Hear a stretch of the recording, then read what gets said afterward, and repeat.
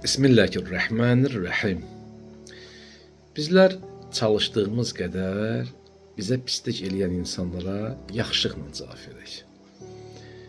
Soruşsaz niyə?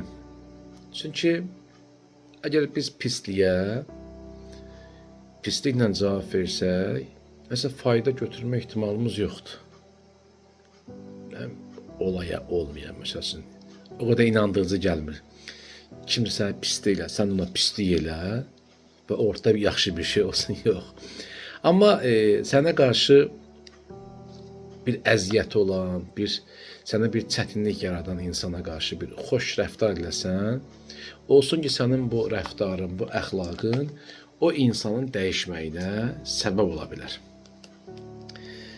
Mərhum Şeyx Tusi özünün Əl-Əmali kitabında yazır. Möminlərin əmiri Əli əleyhissalam buyurur. Mömin o kəsdir ki, ona nifrət edənə zülm etməz və sevdiyinə qarşı günah işlətməz. Ona qarşı haqsızlıq edildikdə Allah Taala özü ona, yəni haqsızlıq edənə qalib gəlinə qədər səbr edər.